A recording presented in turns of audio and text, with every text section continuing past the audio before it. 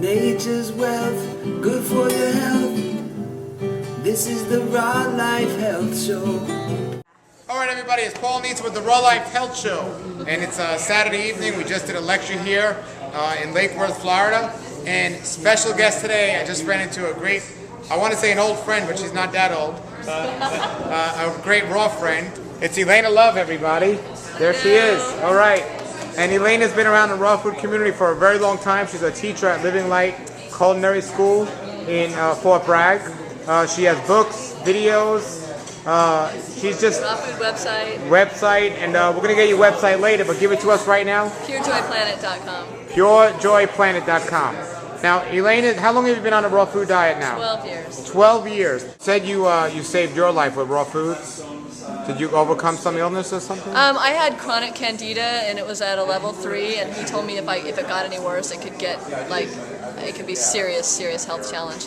And I was very sickly as a child, and even as in my 20s. And finding raw foods completely shifted me. And I know by now that I would have a lot more health challenges, and I would probably be not the person I am today, and I know I'd be very overweight. So I feel that this food is really still saving my life and making me the person I am today, and able to help other people on the planet and help the world. Now the first 5 years you were 100% raw vegan? Right.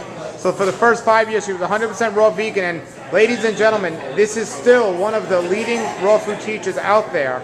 Tell us now, you told me, I was just talking to you, after 5 years of being 100% raw vegan. After 5 years of 100% raw vegan, I started to feel really depleted. I got just very thin, dark circles under my eyes, low energy, and I started playing around with introducing animal products back in. I started eating goat cheeses and occasional eggs, and I found that it really boosted my energy and made me feel a lot better.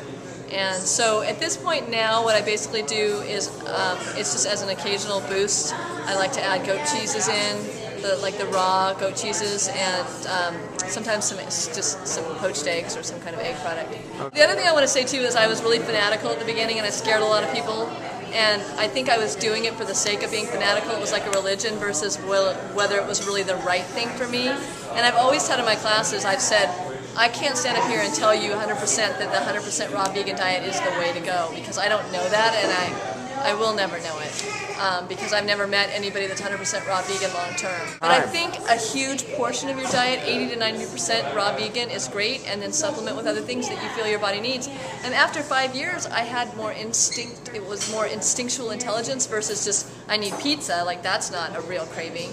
But craving an animal product and actually drooling when you think about it, salivating, shows that you are craving something you are not getting from your diet. Exactly. Any suggestions or advice to people getting into the raw food diet?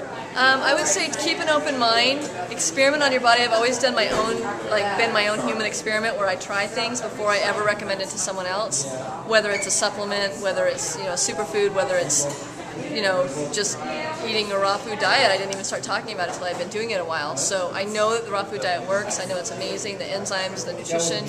But I do feel that all of us are so different. Some people have O blood types, some people are fast oxidizers, some people are slow oxidizers, some people, there's just so many aspects to this. Some people are athletic, some people sit in front of their computer. One person can eat fruit all day and be an athlete, but another person sitting in front of their computer might need completely different brain food, like algae or different things. So we're all so different, and there's nobody, if anybody tells you that we all should eat one diet, I disagree. And I also do occasional, in the colder months, I like to add some steamed or cooked quinoa, maybe some steamed veggies into my salad, and I do like to eat cooked beans. So those are some other cooked foods that I add in that I really feel comfort from, but I never feel negative side effects. I don't wake up with mucus or bad feelings or sluggishness from those particular foods. I found that they all work pretty well for me. Very good, very good. And so tell everyone about, you said, there was a book just written by John Robbins about people that lived 100, and he went all over the world about all these cultures that lived 100 and longer. The two things people had in common. Cultured it was very interesting. Cultured foods and animal products. Right. And so, actually I was just telling Paul, I just did a cultured raw vegan DVD on how to make sauerkraut, how to make coconut yogurt, how to make kefir, how to make your own raw cheeses, all by culturing. And culturing foods adds the probiotics in. It's actually a cheap way to get the really good bacteria in your gut. And so I really recommend, and if you're going to eat animal products like goat, to do cultured raw goat yogurt is the best way to digest it and really add it into your, get it through your system easier. And what's the name of this DVD? It's called Raw Vegan Cultured Foods by Elena Lev. It's on purejoyplanet.com. You can go click on DVDs and you'll find it. And it just got released. I mean, I haven't even, it's brand new. Wonderful, wonderful. So you can get it there. And so have you heard of my new book, The Daylight Diet? Yes, I just got it from you. What do you think of the concept of not eating when it's dark outside? I don't always do it, but I don't even like to say the word try because try is not a word, but I really consciously gear myself towards stopping eating by 6 p.m. at night. And on the days that I do it, I feel really good, really clear-headed in the morning, and I'm not even hungry when I wake up. That's the funny thing. You're less hungry when you don't eat late. When you eat late at night, whenever I've done that, I wake up usually either sluggish, but sometimes even hungrier. So eating less is definitely the way to go. I believe in that, 100%. Well, while we have you here, and since you're, I mean, you know they say no two people agree alike, the same, right? Well, so far, everything I've asked you, you've agreed. I agree with you 100%. It's pretty amazing. So let's continue this here. And he didn't prompt me either. And I didn't prompt you, but it's amazing. No, I agree with you on everything you said, which is pretty amazing. And so let's continue with this here, and let's see what we disagree on. Now, what do you think of cacao? It's a stimulant. So you agree with me that it's not a superfood?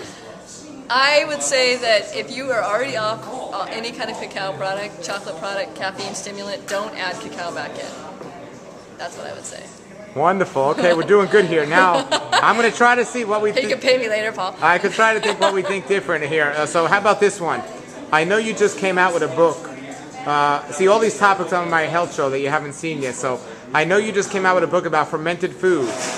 And I did a video telling everyone kombucha, the way it's sold today on the market, is not a healthy food. It's very unhealthy. I always tell people not to drink it, and I actually called Donna Gates, who's one of my gurus, who wrote the Body Ecology Diet. It's a book. It's not a raw food book, but it's a very great book on how to heal from AIDS, cancer, candida. And I called her company, and they told me that she does not agree with kombucha, that it's got bad bacteria in it, that it's been measured. Plus, I find that whenever I drink it, it's got caffeine in it, and it's got sugar, so it's a stimulant, and it's also full of sugar.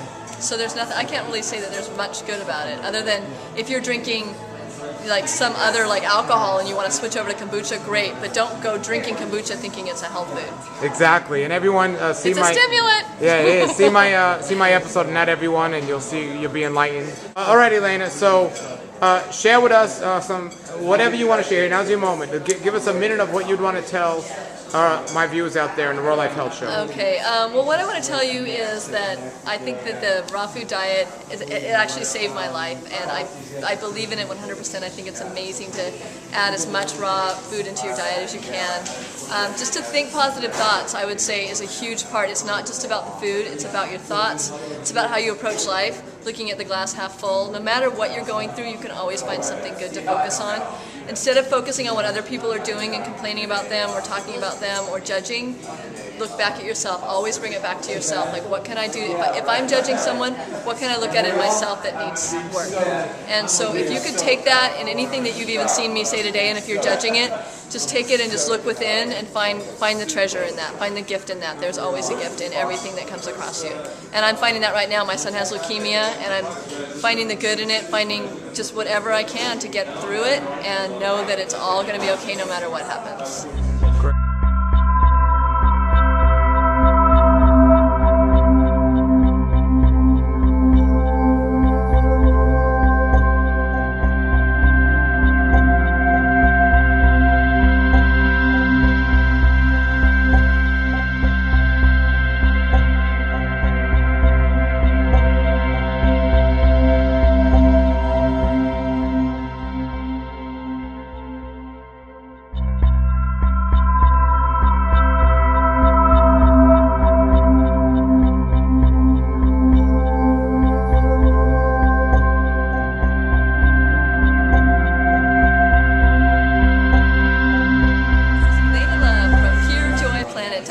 Have a great day and a great raw life. Nature's wealth, good for your health. This is the Raw Life Health Show.